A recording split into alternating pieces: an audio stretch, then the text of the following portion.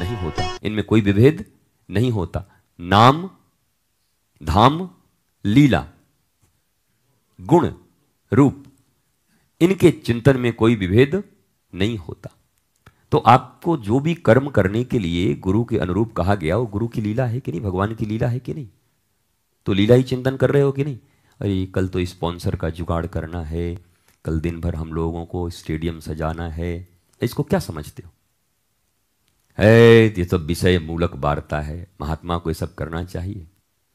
ये महात्मा पगला गया है, एक नया और ये भी निकल गया, जल्दी ये जाएगा ये भी, इसका अब कोई उपाय नहीं है। अनर्गल बातें जिनके हृदय में है वो कहते रहते, चलती रहती हैं बातें, उनका वहीं तक सोच है। और सोच यही है कि जिसने अपने शरीर को कष्ट दिया, जिसने अपने आप को एक टांग पे खड़ा रखा, जिसने हिमालय में ही अपने आप को कैद कर लिया, हम उनकी बुराई नहीं करते। जो हिमालय में है उनसे हमारा विरोध नहीं हो सकता। उनकी साधना एक प्रकार की है, हिमालय में रहकर प्रभु के नाम का संधान कर रहे हैं। और अगर टेलीपैथी होती है, सद्विचार होते हैं, तो ऐसे महापुरुष के सद्विचार संसार में नहीं लगते होंगे, ये कौन कह सकता है? हिमालय में किए गए उनके जप और तप संसार वासियों को नहीं मिलता, ये कौन कह सकता है?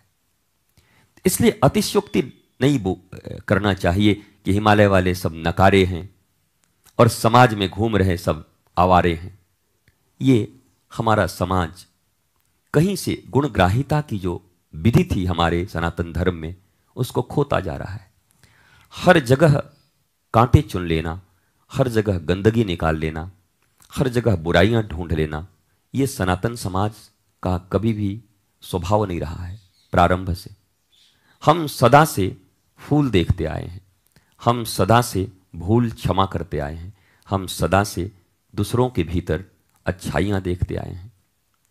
तो हिमालय में साधना करने वाले ऋषियों को प्रणाम है कि उनके शरीर से, उनके तप बल से निकली हुई किरणें इस पृथ्वी की रक्षा करती हैं, इस संसार की रक्षा करती हैं।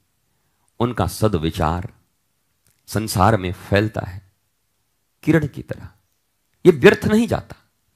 लेकिन निवृत्ति मार्ग में है वो, प्रवृत्ति मार्गी जो ऋषि हैं, तो आप गौतम को क्या कहोगे? उन्होंने तो विवाह किया, बच्चे पैदा किए, तो आप सांडिल्य को क्या कहोगे?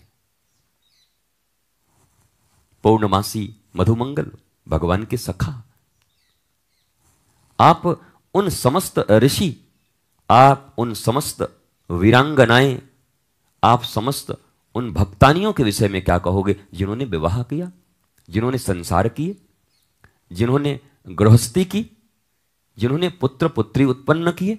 उनको क्या कहोगे आप? बेकार हैं, व्यर्थ हैं। तो गौतम भी व्यर्थ हैं, तो सांडिल्य भी व्यर्थ हैं, अरे तब नंद जसोदा भी व्यर्थ हैं, अरे तब देवकी वसुदेव भी व्यर्थ हैं, अरे तब दशरथ और कौशल्या भी व्यर्थ हैं। जब गृहस्थी में आना ही व्यर्थ है तो ये सब भी व्यर्थ हैं। भगवान को भी जब पृथ्वी पर अवतार लेना होता है तो कहीं ना कहीं गृहस्थ धर्म को सम्मान देना पड़ता है, उनका अवलंबन करता है, किसी गृहस्थी के घर में ही आना पड़ेगा। ऐसे सन्मार्गी गृहस्थ माता पिता को चुनकर फिर उनके घर में, उन्हीं के गांव में, उन्हीं के राज्य में जन्म लेते, प्रादुर्भाव होता है। इसलिए कैसे कहोगे कि निवृत्ति मार्ग अच्छा है कि प्रवृत्ति मार्ग अच्छा है? हमारा जीवन तो इसी में गुजरता जा रहा है। शैव अच्छे कि शाक्त अच्छे, वैष्णव अच्छे कि शैव अच्छे, हर हर महादेव वाले अच्छे कि जय श्री राम वाले अच्छे, कि माता देवी वाले अच्छे? हम तो बस तुलनाएं करते रहते।